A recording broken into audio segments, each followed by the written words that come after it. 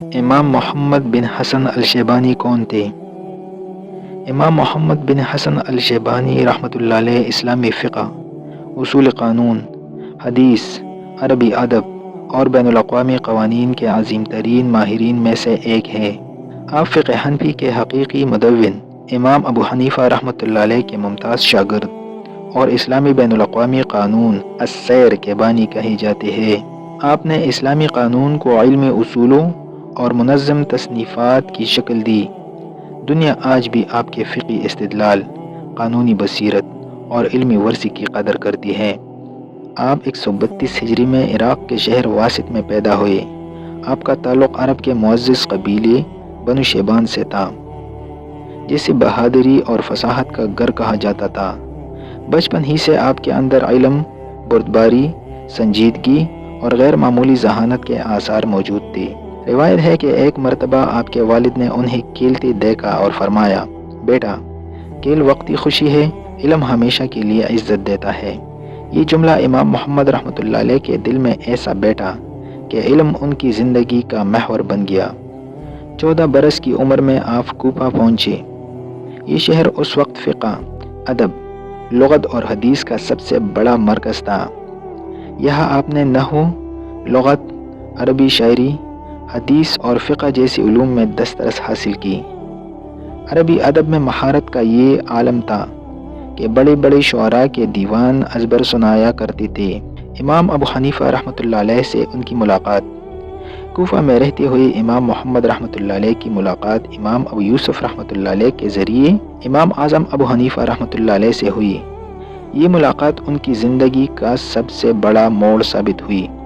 اگرچہ امام ابو حنیفہ رحمۃ اللہ علیہ کا وصال اس وقت ہوا جب امام محمد رحمۃ اللہ علیہ تقریباً 18 برس کے تھے، مگر قلیل عرصے میں بھی امام ابو حنیفہ رحمۃ اللہ علیہ نے انہیں پہچان لیا۔ انہوں نے فرمایا، محمد ہمارے علم کا صندوق ہے، اس میں جو ڈالے ضائع نہیں جاتا۔ یہ جملہ امام محمد رحمۃ اللہ علیہ کی علمی عظمت کا سب سے بڑا اعتراف ہے۔ امام ابو یوسف رحمۃ اللہ علیہ جو بعد میں قاضی القضاء بنے، انہوں نے امام محمد رحمۃ اللہ علیہ کی فقہی تربیت میں خاص کردار ادا کیا۔ دونوں علمی میدان کے ساتھی بن گئے۔ آپ نے امام ابو یوسف رحمۃ اللہ علیہ کے ساتھ مناظرے، فقہی بحثیں اور تحقیقی مجالس میں شرکت کر کے اپنی فقہی شخصیت کو نکھارا۔ امام ابو یوسف رحمۃ اللہ علیہ کہتے تھے، محمد فقہ کی گہرائیوں میں اس طرح اترتے ہیں جیسے موتی چننے والا سمندر میں اترتا ہے۔ مدینہ منورہ میں آپ نے امام مالک رحمۃ اللہ علیہ کے قدموں میں بیٹھ کر موطا پڑھی۔ دونوں کا تعلق باہمی احترام اور محبت پر مبنی تھا۔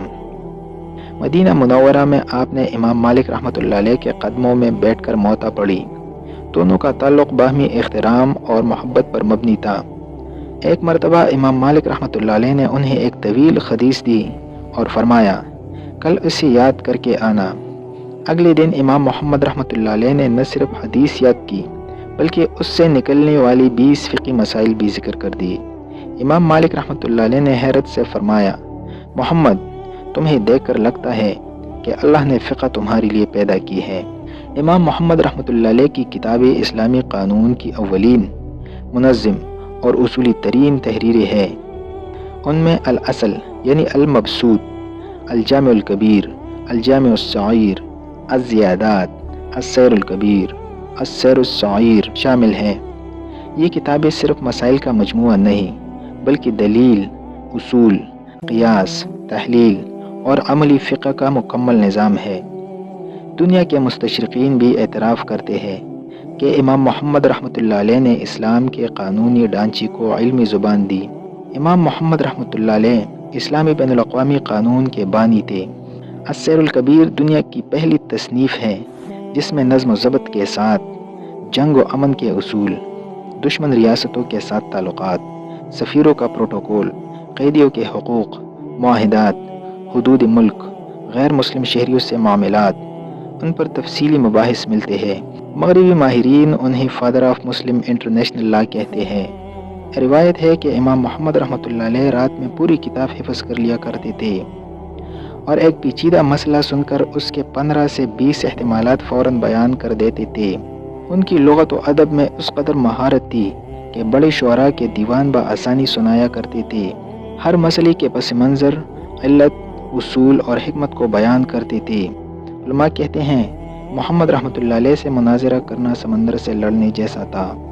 بصرہ میں بڑے علماء کے سامنے مشکل مسائل پیش کی گئے، سب خاموش رہے، مگر امام محمد رحمۃ اللہ علیہ نے ہر مسئلے کا مدلل جواب دیا۔ ایک فقیہ نے کہا، محمد تم فقہ کے کوہ نور ہو۔ مدینہ میں امام مالک رحمۃ اللہ علیہ نے نوجوان امام محمد رحمۃ اللہ علیہ کا امتحان لینے کے لیے مشکل مسئلہ دیا۔ اگلے دن نہ صرف حدیث بلکہ اس کے 20 قواعد اور مسائل بیان کی۔ اس کے بعد امام مالک رحمۃ اللہ علیہ نے اپنے شاگردوں سے کہا، محمد عراق سے نہیں آئے بلکہ علم کے آسمان سے اترے ہیں۔ امام محمد رحمۃ اللہ علیہ کی ہارون الرشید کے دربار میں جرت۔ خلیفہ ہارون الرشید نے ایک موقع پر ایسا حکم جاری کرنا چاہا جو شریعت کے خلاف تھا۔ امام محمد رحمۃ اللہ علیہ نے کہا، اے امیر المؤمنین، حکم اللہ کا چلتا ہے، بادشاہ کا نہیں۔ اس جرت کے باعث انہیں کچھ عرصہ قید بھی کیا گیا، مگر انہوں نے اصول پر سمجھوتا نہ کیا۔ امام شافعی رحمۃ اللہ علیہ نے امام محمد رحمۃ اللہ علیہ سے علم حاصل کیا۔ وہ کہتے تھے، میں نے فقہ میں جو کچھ سمجھا وہ محمد رحمۃ اللہ علیہ کی بدولت سمجھا۔ وفات سے چند لمحے قبل بھی شاگرد مسائل پوچھ رہے تھے۔ شاگردوں نے کہا، استاد آپ آرام کر لیں۔ انہوں نے فرمایا، علم اللہ کی نعمت ہے، یہ چھوڑنے کی چیز نہیں۔ یہ آخری جملہ آج بھی ان کی شخصیت کا سب سے روشن حوالہ ہے۔ امام محمد رحمۃ اللہ علیہ کی وفات 189 ہجری میں رے، جو کہ ایران کا علاقہ ہے، وہاں ہوئی۔ ان کے شاگردوں نے آپ کی علمی میراث کو دنیا تک پہنچایا۔ آپ کی وراثت فقہ حنفی کی تدوین، اصول فقہ کی بنیاد، اسلامی بین الاقوامی قانون، بڑے ائمہ جیسی شافعی رحمۃ اللہ علیہ پر گہرا اثر، ایسی کتابیں جن پر 1400 سال سے علم کا دار مدار ہے۔ امام احمد بن حنبل رحمۃ اللہ علیہ فرماتے تھے، فقہ کی بنیاد ابو حنیفہ رحمۃ اللہ علیہ نے رکھی، مگر اسی کتابی شکل دینے والا محمد تھا۔ امام محمد بن حسن الشیبانی اسلامی تاریخ کے وہ روشن ستارے ہیں جنہوں نے فقہ، اصول قانون، سیاست، بین الاقوامی قانون اور علمی استدلال کے میدان میں ایسی عمارت کھڑی کی جن کی بنیاد آج بھی مضبوط ہے۔ آپ کی شخصیت علم، تقوی، جرت، حکمت اور خدمت دین کی بھی مثال ہے۔